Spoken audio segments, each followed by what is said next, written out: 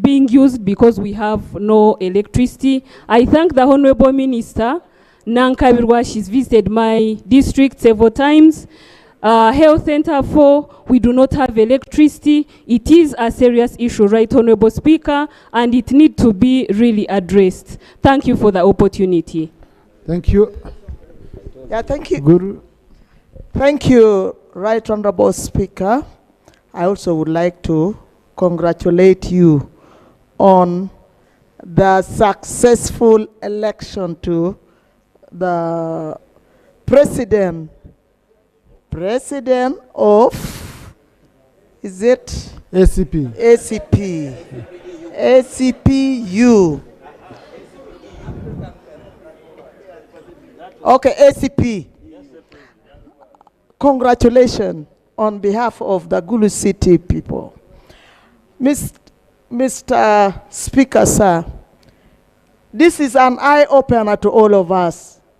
When some people resist, a lot of other people just want to say yes for the sake of yes. Now it is biting. So we must learn. The eyes have opened. In the RAPEX, a lot of us said, please, let's go slow. And now this one, when we say some other people are being buried on credit, it's because when they are being buried, or sometime when they commit suicide, they totally have nothing. Or when they are sick, they are taken to hospital with when there is nothing to help them. So we are learning the hard way. Let us do the right thing for the people of Uganda. And let us always prepare when we want change. There were people who are very, very happy with the RAPEX. But some of us said, no, when we decided to have these entities, what did we want to cure? And when we decide now to put them off, like energy, last week I was with the Minister of Energy. I even asked him, I said, please, for us cities, for cities not to have, is it electricity in other parts of... Thank you. Now, honorable colleagues, I wanted us to limit ourselves to the terminal benefits and severance pay. Okay? Yes. Honorable Pendi, then Thank Honorable you. Okot Amos. Thank you very much, Right Honorable Speaker. Right Honorable Speaker, it's extremely unfortunate that we are now moving in this way, and yet we are aware that we have deaths of even former employees whose services were terminated when government decided to do away with the agencies that they owned at that time. And Right Honorable Speaker, maybe I'll raise this tomorrow. We have people like employees of the former Nile. No. The Posa Uganda and all that, Tororo Cement, Uganda Cement Industries, Uganda Railways. The list is long. They have never been paid. Now we are getting into another challenge of RAPEX. Right Honorable Speaker, the Minister of Finance is here. When you read the statement by the Minister of Public Service, he's pushing the blame to the Minister of Finance. It is the Minister of Finance that issued the certificates of financial implications. And it is shocking, Right Honorable Speaker, to read the statement by the Minister of Public Service, if I can just mention one. Most institutions have not finalized the calculations for payment of pension, gratuity, severance packages for deserving staff. How did you come up with the certificate of financial implication without these computations? I thought these computations were made, and it was the basis on which you issued the certificates of financial implications and told us this agency, this is what we shall, that this is the cost and the money is available. So, Right Honorable Speaker, when you read, Right Honorable Speaker, when you read further, they are saying the Ministry of Finance Planning and Economic Development is supposed to fast track the process of revoting of budgets and funds for the receiving entities. How long does this take, Right Honorable Speaker? I thought we are now not moving on caterpillars, but this is a digital era. How long does it take you to revote? We passed the money here. You actually called us and quickly, Right Honorable Speaker, pushed us, this can't wait. We need to revote the money to the ministries from these entities. How long does it take you as Minister of Finance? Why are we looking for opponents, pushing opponents to us? They should go for these ministers. Actually, each of these people who has, yes, all those who have lost their jobs should target these constituencies of the ministers. Because you are now the problem. And you assured us that government is going to save so much. I actually said there is no saving. Now you can see where we are heading. So, Right Honorable Speaker, the delays in constituting the governance structure, these are things that should have been done much earlier before we actually went into even rationalizing. So how long does it take you now, Minister of Public Service, to constitute the governance structures? So, Right Honorable Speaker, for me, I think I am not happy, and next time really, as a parliament, we had accepted some and said these ones should wait. We were pushed into accepting all of them. We all sinned together. Can you save us as executive? Because you led us into sin. Thank you, Right Honorable Speaker. Thank you. Honorable Okot Amos, and then Honorable Max Ochai, and then Honorable Baba, then Honorable Christine. Thank you, Mr. Speaker. Mr. Speaker, last week on the floor of Parliament, when this matter was raised, it was stated here that some members have already they have started paying the former staff of those agencies. But today, the minister, when we demanded that bring the names of those people, many of these former staff of those agencies, they were following. They started calling us. And even they were very straight to us, say that these people are lying. Let them produce the names of the people that have started receiving the money. Today it is very clear that all this time we were taking things for granted. We had not been so serious. And these are Ugandans who have been working. And some of them are young people. And they've been doing work. This is not the way we should be appreciating them. If you can appreciate them to the extent that they cannot even send their children, and others, they were on a loans. The loans are on their neck. The bankers want them to pay the money.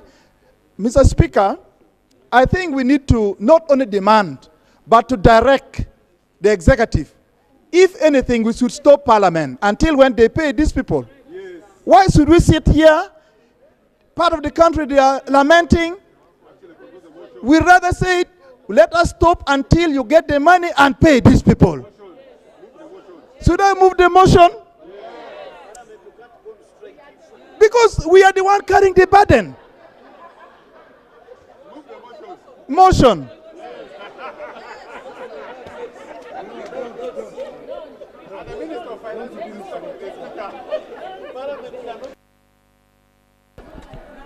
Mr. Speaker, you say this is the time. You say this is the period we are going in for budgeting. But some few weeks ago, we had been considering budget framework papers. And you know, that is the basis where normally we derive our budget from. And now the minister have been saying they need supplementary budget. He mentioned that about 1.2 trillion, if I read him well, immediately when he said the thing was removed from the overhead.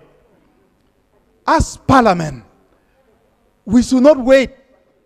If anything, we should constitute and ask for supplementary budget immediately. If the money that we have given them the warrant to move the money to the mother ministry, they cannot fulfill and finish all the work.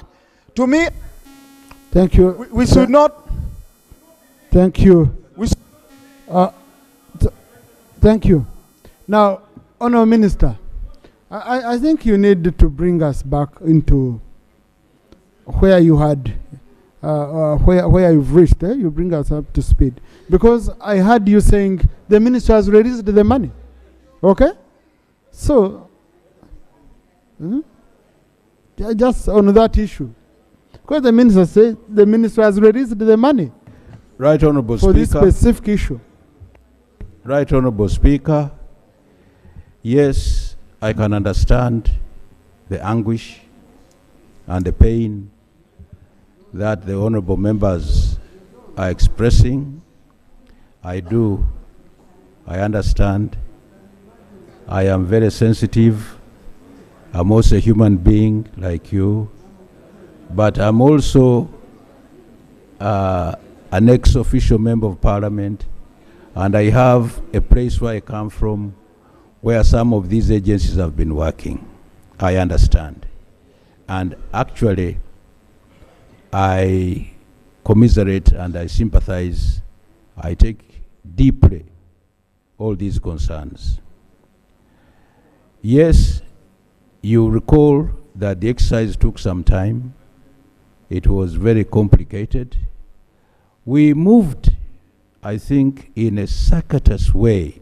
However, it was a determined course to ensure that we accomplish this RAPEX. And with you all, we accomplished this RAPEX program. You know, first batch, second batch, and so on up to where we are.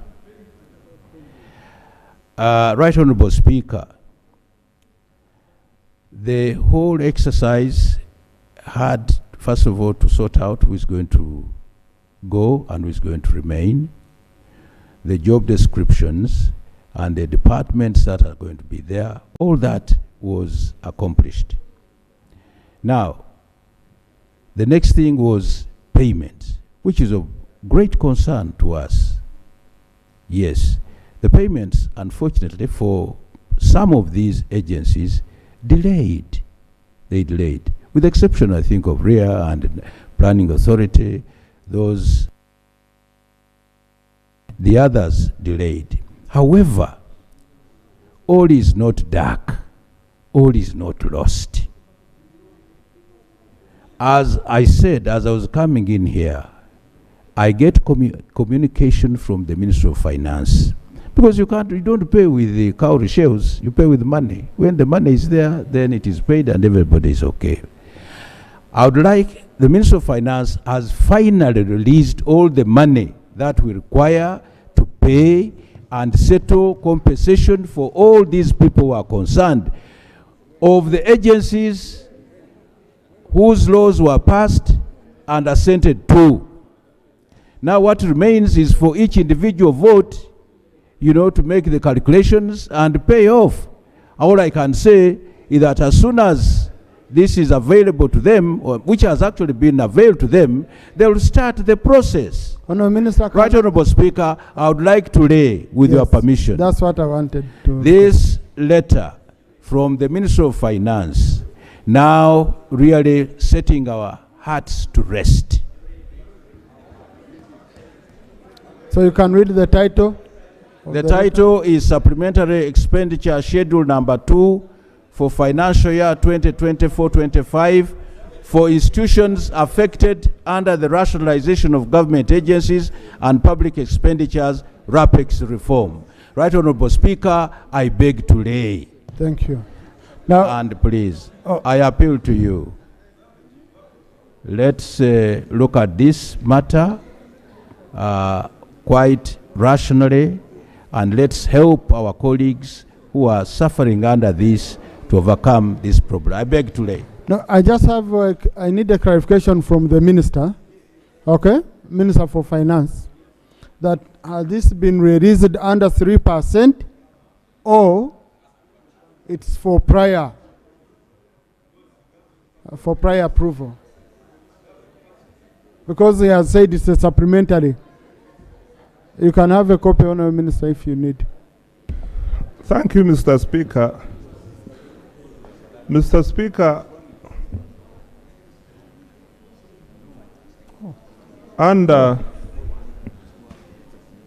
I think you are the one who presided Yes, over yes. the supplementary schedule which moved money Yeah, said too. from the votes which had been wound up to the votes of the ministries which received these entities. Subsequent to the decision of Parliament, which you communicated to us in writing, we communicated to agencies that funds have now been moved. What that means, the budget is available for these entities to begin spending accordingly. And the minister has confirmed that this has been done. So the issue is not about the budgets which were existing then. The budgets were not corrupted. The monies remained, and these monies can be accessed by various ministries for spending on the affected activities. So we don't want to say the ferries have no fuel now. Mr. Speaker, that issue has been resolved. Thank you. We don't want to hear that there is no money for road maintenance now. That money, that issue has been resolved. Because the Ministry of Works, both works and the monies which were existing under road fund, is now funds available for spending. Yes, clarification. No, just before that, let's make it easy, Honorable colleagues. I think it's important to know what is in this letter. Okay? 26 February 2025, accounting officers, supplementary expenditure schedule number 2 for financial 2024-2025 for institutions affected under the RAPEX. Parliament approved supplementary budget schedule 2 for financial 2024-2025, totaling to shillings 1.243 trillion for institutions receiving the rationalized functions. This is to enable implementation of revised structures, new mandates and functions as summarized in the table below. Recurrent 296 billion, development 940 billion, statutory 7 billion, total 124.3 trillion. The purpose of this letter therefore is to forward you the resolution of Parliament and request you to initiate the supplementary allocation on the program budgeting system and provide revised work plans. Now, honorable colleagues, here the source of funding was very clear, the budget lines were very clear, so we transferred budgets which we had allocated to those agencies, now transferred to the new votes. So now money is available. Now, what is very important is to put to task the different ministries, the different agencies, to ensure that they start executing their plans with the available money. Okay, I think that guides us. But the minister had given you clarification. Yes. The minister had Right Honourable. clarification. Right Honourable Speaker, I want a clarification from the minister. Because the letter that you have laid is not a warrant. Those are not IPFs.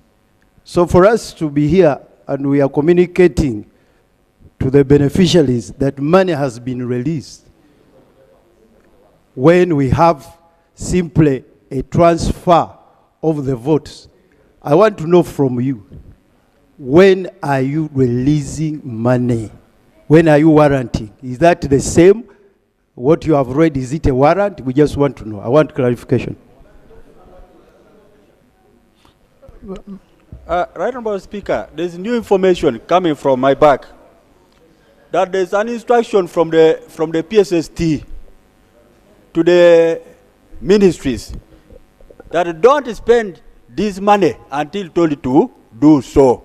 Can you also clarify on that? That the money, don't spend it until you have been told to do so. You can help me to confirm or deny. Honourable Minister.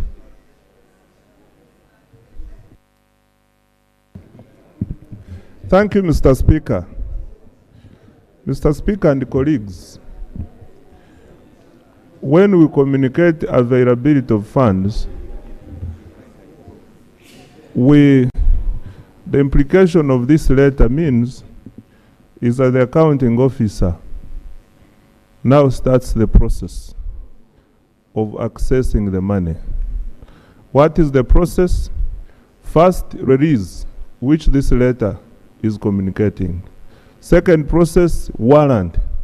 By who? By the accounting officer now providing a breakdown. Third step is invoice and we pay. So the process is on. This letter was of last week. 26th of February. This letter was 26th of February.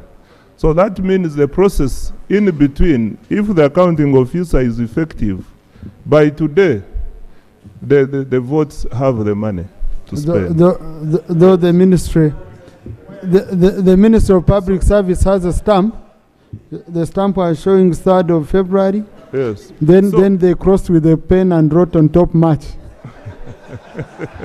No, Mr. Speaker, to allay the fears of colleagues, is that unless there are other matters over and above what we presented here, the 1.2 trillion, all the activities which are budgeted for under the 1.2 trillion will be catered for. However, some accounting officers are indisciplined.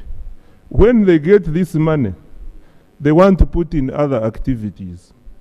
Also, this one, the responsible MDAs, we have asked them, we have advised them to check that.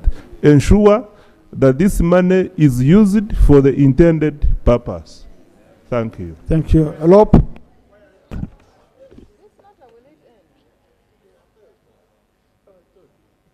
Thank you, Mr. Speaker, and I want to thank the two ministers. But, Mr. Speaker, through to the honorable members, there is saying money is available, but the affected person's children are not at school now. I don't know where we are getting that. Secondly, I love Honorable Mururi Mukasa very much, Mr. Speaker. You see, whenever these ministers are talking, look at their demeanor, and you will get what is true and what is not correct. He said money is not cowrie shells. Can only give money if money is available. Secondly, you see, in Australia, Mr. Speaker, there is a hunting system where hunters go with a certain kind of stick called a boomerang. So when you throw that boomerang to get a bird and you don't get it, the boomerang comes back to you. Here we are with the boomerang getting back to us. Let us see. If you look at what Honorable Mukasa wrote in this statement he has given, Mr. Speaker, I have taken a keen interest. Look at page 15 of this statement. He gives you key issues and challenges on RAPEX and mitigating measures. Out of all these challenges, they show that there is no money. But once the debate comes hot, you see a letter comes in to give defenses. I myself, honorable members, I can give you the telephone number of the Permanent Secretary, Ministry of Works. Call him individually. I have called him several times for Karungu roads. He says he has no money, even when districts are willing to give him machines. He says you wait for another 3 months before I get money to work on your roads. But even if I give you money, to be just patching up the holes and the roads will continue. And here we are being assured of money with that. Look at the minority reports we gave as the opposition. Because there is time to go to heaven. Just a minute, 1 minute. Okay, let me take it. Thank you, Honorable Sewungu, for giving way. The acting rope. Mr. Speaker, included in the 1.2 trillion was 953 million under UNORA. 953 billion under UNORA. Now, when you say that the accounting officer, PS Ministry of Works, is telling you that there is no money. When the figures are here, they don't lie. Between us and you, who is right? Because I want to believe that this accounting officer you are quoting, you are probably misquoting him, because the accounting officer knows, can confirm that 953 billion was transferred from UNRWA to his vote, and an amount which I can confirm was transferred from Uganda Road Fund to also his vote. So, Honorable Minister, thank you, Honorable Minister, for the information. Both of you sit in the cabinet.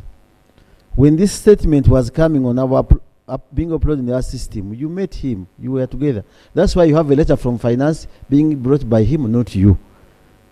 That is him. But remember, there's time to go to heaven. And God is going to ask you, what did you say, what did Sewung say this time? I will say, I told the Minister of Finance that ABCD was wrong. Then God will ask you, did you believe what he said? Ah, yes, he was correct, but I had the fear. Me, I will eat supper at the right hand of the Father, and will miss that meal in the same place. Mr. Speaker, what we want to say here, before RAPEX, honorable members, to the Mr. Speaker, before RAPEX, this money was there. You were paying these staffs. They were getting their pension. What happened after going through RAPEX? Already, when you go to page, because you gave us this document, Mr. Speaker, there is an attachment, page 65. Institutions which were submitted under batch 2 and their adverts are out for candidates to apply. Everything is ongoing. There is no either whether they have been taken or they are going. Let me give you an example. Uganda Higher Loan Financing Board. But Honorable Sewungu, Mr. Speaker, colleagues, I don't know. Because we are going to rotate on this issue, okay, and we will never finish. We have a lot of complaints on RAPEX. Can I conclude, Mr. Speaker? No, but the issue we are having here on the order paper, okay, is to do with settlement of terminal benefits and severance pay of former employees of public entities affected by the government policy of rationalization. Now the question is, was it budgeted? So if it was budgeted, is it part of the money that we provided under supplementary? Okay? No, listen, under supplementary. And if it is part of the money which was provided under supplementary, money has been released, a release has been made. So what are we debating? Because a release, I know the process is not yet complete of entities receiving money. So that's what I need to understand. No, let the minister guide us, Honorable Sewungu. Honorable Sewungu, let the minister guide us. Because I don't want us to continue with complaints when we can get clear and confirmed guidance. Mr. Speaker, you have just simplified our debate. That do we have all the money to cater for, it is called what? Severance? And the other terminal benefits. Yes, and terminal benefits. Was it budgeted? Mr. Speaker, here we want to look at the numbers properly. Because at the time of budgeting, this was not an issue. The issue was wage and non-wage for the entities, which were later on affected. Now what that means, we are no longer paying wages to these staff. We need now to convert these wages into the terminal benefits. The question whether this is sufficient or not, I needed to check. If it's not sufficient, for instance, I know for sure under UNRWA, there is an additional requirement. The money provided, the money available is not enough to cater for all these. I cannot clarify when I still, let me make my point. Mr. Speaker, I want to ask for 2 days. Then I come back to the House with proper numbers on what is available and what is not available. I think this is a better answer, Mr. Speaker, and a better way forward. Thank you, Mr. Speaker. Actually, that was my prayer also. And as we get his prayer, Mr. Speaker, we see whatever we are saying is unanswered.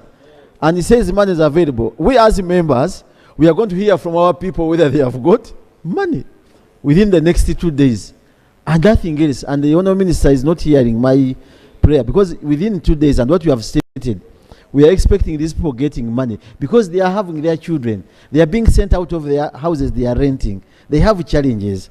And that's what I was praying, Mr. Speaker. We are all in agreement, but we want to hear from members, not bring more complaints about the same, because you brought this RAPEX in a good spirit, though it was about a big battle here, as you saw it. Mr. Speaker, I pray. Thank you. Next item. I'm sorry, colleagues, I had picked. I think the minister has guided us very well. Let's be patient. On Tuesday, we come back here. Thank you. Item number 5 on the order paper, laying of papers. 1. Let's finish this, Honourable Minister. Half-year macroeconomic fiscal performance report, financial year 2024-2025. Mr. Speaker, sir, I beg to lay on the table the half-year macroeconomic and fiscal performance report for financial year 2024-2025. I beg to lay. Thank you, Honourable Minister. The report is referred to Budget Committee for processing and reporting back. Honourable Puga, you had a procedure matter? Item 5.2. No, just wait. Oh, sorry. Let's first finish. Let's finish laying of papers. Same annual budget performance report for financial year 2024-2025, volumes 1, 2, and 3. Honourable Minister. Right Honourable Speaker, I beg to lay on table the semi-annual budget performance report for financial year 2024-2025, volume 1, volume 2, and volume 3. I beg to lay on table, Right Honourable Speaker. Thank you. The reports are referred to the Committee on Budget in line with Rule 173 for processing and reporting back. So, Honourable Semuju, Honourable Mpuga, sorry. Right Honourable Speaker. I'm sorry, not trying to break back. I was still under Rule 52 because I wanted it to adjoin the debate. But we had concluded the debate. That's why I moved procedurally, Right Honourable Speaker. Right Honourable Speaker, because RAPEX was a bit bungled, there are still issues which government needs to guide the public. To wit, RARE, UNRWA, and other entities, including UMEME, still possessed or nationalized with private property, people's land titles. And many members of the public, private persons, are stranded as to where to go. When they go to former RARE, former UNRWA, they say, we are closed. Where do we go? We do not know. Will you instruct the minister or government to guide either through a circular the public where they can go and access their property that were in the possession of these entities, such that the public is not stranded like the ministers seem not to be know where they are. So that is also Minister, handled. will I have your attention? Honourable Minister, I would need you to respond to this. Yes, so Right Honourable I need Speaker. your attention. So that the public does not think we are equally guilty. Like I think we are not as guilty as the government, because there is no collective guilt in Parliament, Right Honourable Speaker. It's only under executive. In the Parliament, you can object to an issue. That's why they have several modes of voting, which does not happen in the cabinet. So will the minister or the government clarify to the public, provide either a circular or any other framework to where they can go, where they need help? For example, UNRWA was owing lots of money under compensation over various road projects, and the individuals or do not know where to go. Right now, Speaker, I seek your guidance or an instruction to the government to move over that matter. I thank you. Thank you. I think that's straightforward. It's good for the public to know where they would go. So, Honorable Minister of Public Service, since you are in charge, I think meet with your colleagues and you see how best you can inform the public about how they can acquire the services which were mainly still pending, like people who are demanding money, people who had their titles and all that. Honorable colleagues, I really beg you, let's go now. Most obliged. I think guidance will be provided now that we have seen light at the end of the tunnel.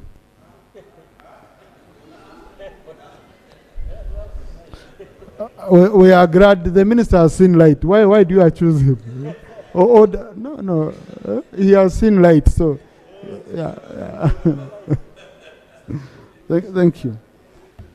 That's the issue. Thank you. Mr. Speaker, I think the public is eagerly waiting for a report on implementation of the RAPEX. For example, there were claims of savings to be made out of all these processes. I think it is very, very important you urge the minister to bring a report on implementation of RAPEX so that we're able to track the progress in all the key performance indicators. Because Honorable, this report has those details. Please have it uploaded, okay? The report has 4 parts: status of the implementation of RAPEX, the impact of RAPEX on former staff of agencies affected by RAPEX, the absorption process of the former employees of the agencies affected by RAPEX, and D, the status of payment of terminal benefits to the affected staff by RAPEX. So, for committees, colleagues, on 15th of March, we are receiving ministerial policy by 15th of March. I hope, Honourable Minister, I don't know if some are ready. I need to know accounting officers whose ministerial policy statements are ready. In fact, clerk, you could check for me those which are ready, because the minister did his part, finance did his part. We need to start receiving. If I could just give you information, NFLO has not been signed. Yes, please. Just let's. We've done our part, and now we are going into the budgeting process. Okay, we are going into the budgeting process. So, ministerial policy statements are coming. I urge chairpersons of committees to pick interest in this report. Chairpersons of committees, pick interest in this statement of Honorable Mrach Mukasa. It's detailed. It has a lot of details, and then use it when you're processing ministerial policy statements to ensure everything is aligned. Next. Item number 6 on the order paper, bill second reading, the contract farming bill 2023. Honorable Ganika.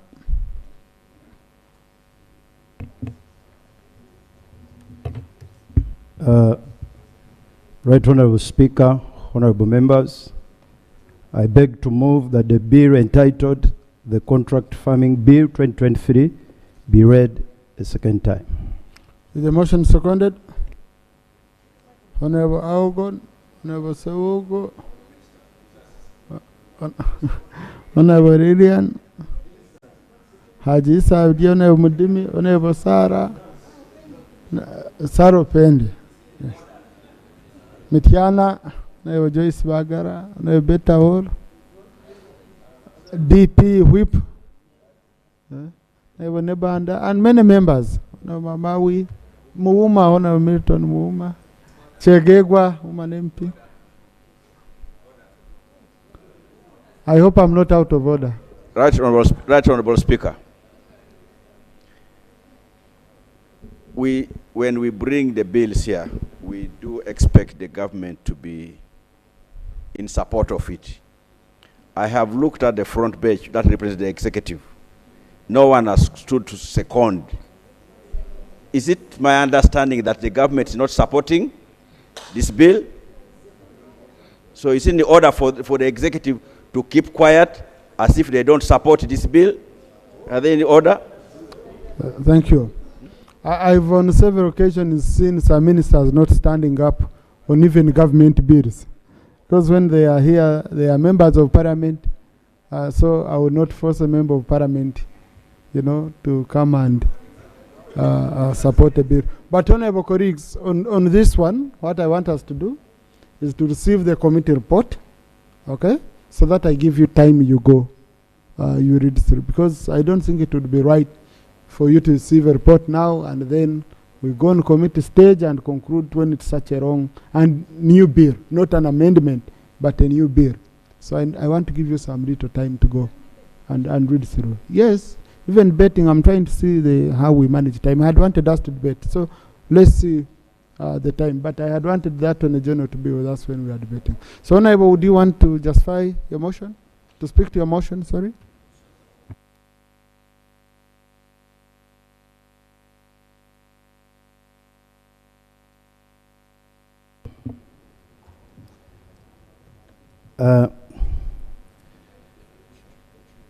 Right Honorable Speaker and honorable members, this bill entitled the Contract Farming Bill 2023 is a bill for farmers, and the farmers of Uganda have been waiting for this bill. Right Honorable Speaker, the biggest challenge to agriculture in this country, which supports over 70% of the people of Uganda, and all of us know that the majority of our population, around 74% of our people, they're in the countryside. And all of us know, Right Honorable Speaker, that Uganda for long has been known as an agricultural country. And agriculture has supported the economy of Uganda. 23.7% of our GDP is from agriculture. 45% of our export earnings are from agriculture. The challenge to agriculture is the markets and the fluctuating price. Farmers go to produce both crop and animals without a sure price. An example is the maize crop that which all of you know. Farmers go to produce when a kilogram of maize is 1,500, at one time 2,000. By the time they harvest the maize, a kilogram of maize is 200, is 300. That fluctuation in price, actually diving of the prices in agricultural commodities, has not only discouraged our farmers, but also it has impoverished our populations. This bill, therefore, seeks to cure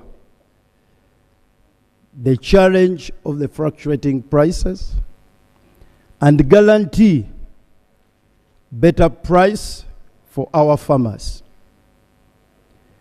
This bill seeks to address the sale of future agricultural produce at mutually agreed price. You go to produce after you have agreed with the buyer that this is the price that I will produce for you. So you are guaranteed. There is no question of saying now there's a lot of produce on the market. No. If you agree for a kilogram of rice that I'm going to produce it for you at 4,000, then when I produce and hand over, it must be at 4,000. This will guarantee life to the farmers. This bill also seeks to address the issue of farm services. Most of our farmers, they have land and they have the energy to produce, but they don't have inputs. This bill seeks to put a legal framework so that when a farmer lacks inputs and can get them from a buyer, they can work out a contract. You give me the inputs, when I sell my produce, you discount. But it must be in an arranged, agreed legal framework. That's what this bill seeks to address. This bill also seeks to consolidate parcels of land and aquaculture establishments in a single land unit for commercial agriculture. All of us know that Uganda, the average land size is 2.5 acres. That's the production unit. You cannot do serious farming on those small plots. This bill seeks to come up with a legal framework on how we can aggregate land, but without losing your ownership. You don't lose the ownership, but we can work together so that we benefit from the economies of scale. We also benefit from the experiences of individual farmers, but also it helps the farmer to access markets because you are going to produce in volume. Right, Honorable Speaker and honorable members, that's what this bill is about. There are so many laws in Uganda. Honorable, now you've gone into the work of the committee. Yours was a simple justification of the motion. Thank you, Honorable Speaker. Honorable Speaker, that's what this bill is about. And this bill, right, Honorable Speaker, as I have said, the people of Uganda across the entire country has been and they are waiting for this bill so that agriculture becomes a meaningful business to give our people a meaningful livelihood. I so submit, right, Honorable Speaker. Thank you. So, Honorable Committee Chair, this is a very good background. You can start from 5.0. And then, because we are going to read it, on the Hansard we shall capture the whole report. So let's use 15 minutes maximum. Thank you so much, Right Honorable Speaker and colleagues. Right Honorable Speaker, I beg to lay the report of the committee and the minutes of the committee meetings.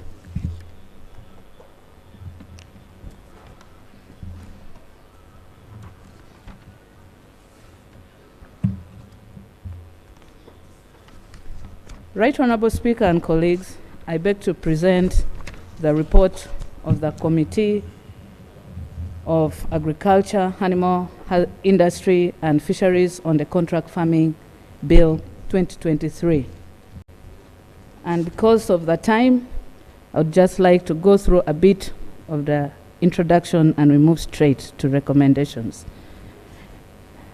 The Contract Farming Bill 2023 was read for the first time on 31st April 2024 and referred to the committee. Did you hear my guidance? I told you to start from 5.0 because all this, we have it on record. Just 5.0.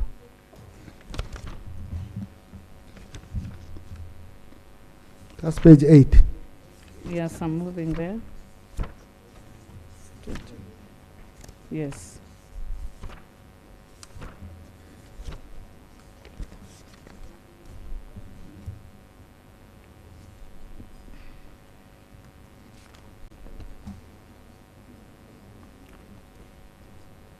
That is committee observations and recommendations. Yeah.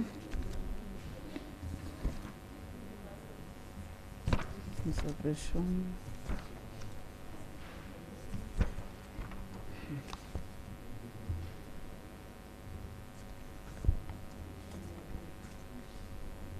Page what? Page 8. I was moving to 28, that's why. Thank you so much, Right Honorable Speaker. The committee observation and recommendations. Justification for the contract farming bill. Contract farming bill in Uganda has been in existence for some time, has a means of organizing commercial agricultural production for both large-scale and smallholder farmers.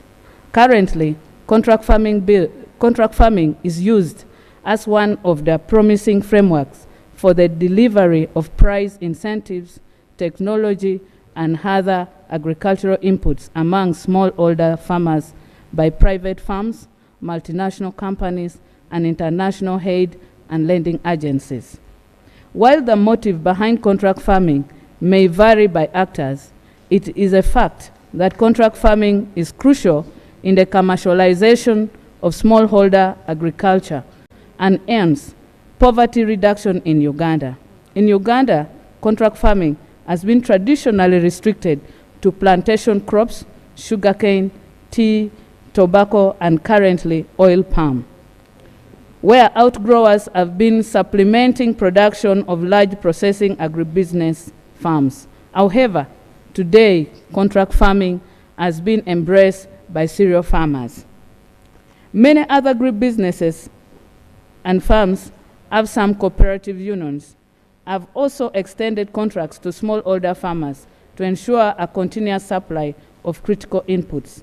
And the use of contract farming has spread to other agricultural commodities, namely cotton, sunflower, maize, sorghum, coffee, sesame, oilseeds, rice, honey, dairy products, beef, and poultry. Some of these contract farming schemes have been credited for playing a key role in increasing the profitability of crop and animal farming and reducing marketing risk. While the committee was processing the bill, it faced the following preliminary questions that required disposition before going to the specific of the bills. 1. Whether there is need for a specific legal framework on contract farming.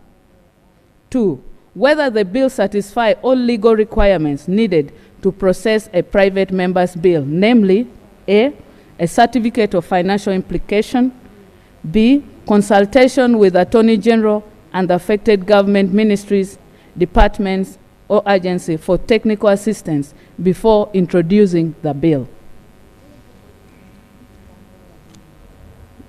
We move straight to get the response to these questions, whether there is need for a specific legal framework on contract farming. The committee had an interaction with a number of stakeholders who either appeared personally or sent in their memoranda on the bill. The farmers indicated that they have been exploited by big dealers in the industry who forced them to sign agreements they have not read and later on discover that this agreement favor the buyers. They added that the buyers charged a high price for farm inputs, include other costs the farmer never agreed to, and changed the cost of farm inputs into loans, attracting huge interest. The stakeholders further contended that when prices fall, the buyers refuse to take the agricultural produce. In addition, sometimes farmers are affected by adverse weather conditions, which are beyond their control, yet the buyers are only interested in recovery of their investment. The buyers indicated, on the other hand, that some of the farmers are dishonest and do not even honor their contractual obligations.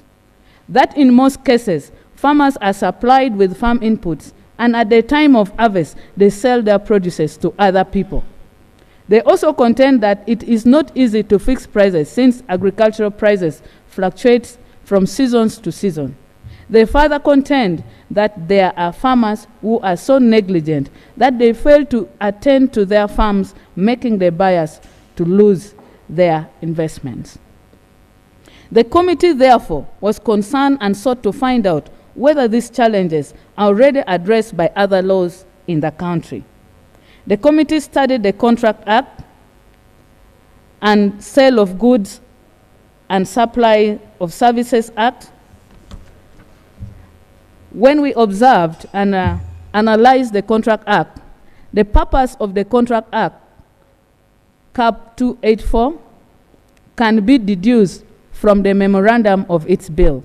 The contract bill 2008 whose purpose was to codify the principle of common law and case law in Uganda in regard to socio-economic needs and values of the people of Uganda.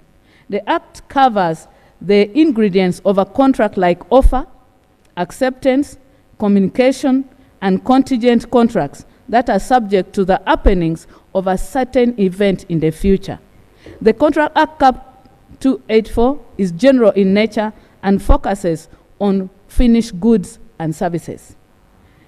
The Contract Farming Bill is a unique legislation that specifically handles the arrangement between the farmers and the buyers of the agricultural produce for farmers to grow or rear animals for future transactions.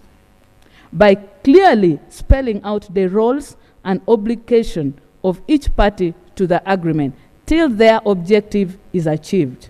Both parties, the farmer and the buyer, move together in this journey of producing the desired agricultural produce.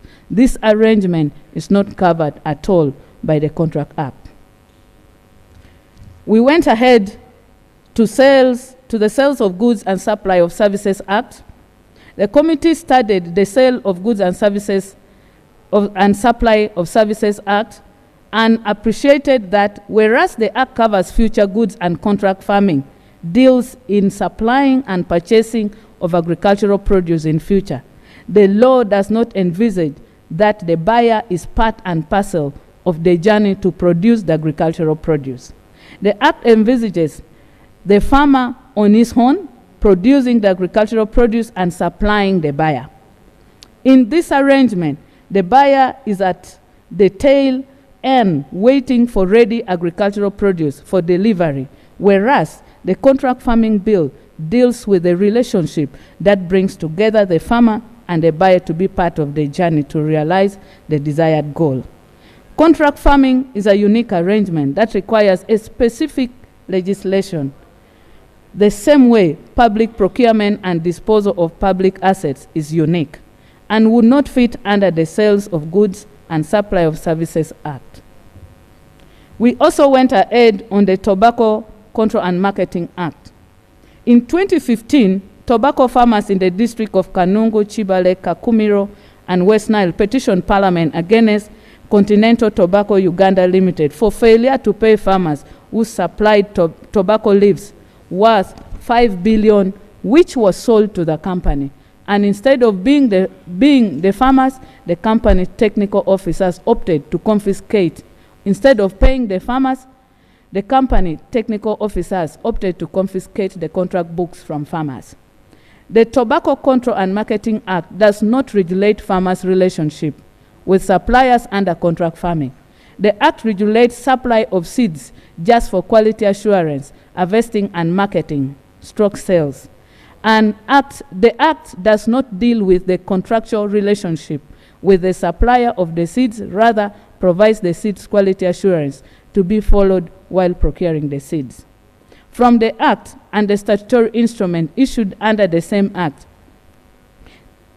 government had a big role to ensure seeds planted are of given standards.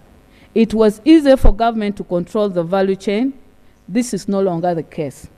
The statutory instrument under the same Act does not clarify on the obligation of each party to the agreement, neither does it take care of what happens when there are acts of God. It does not further envisage different interests vested in the land and how they may affect enforcement of sponsorship agreement. The law and regulations do not provide for dispute resolutions and the role of local government in settling the disputes. We went ahead to Sugar Act.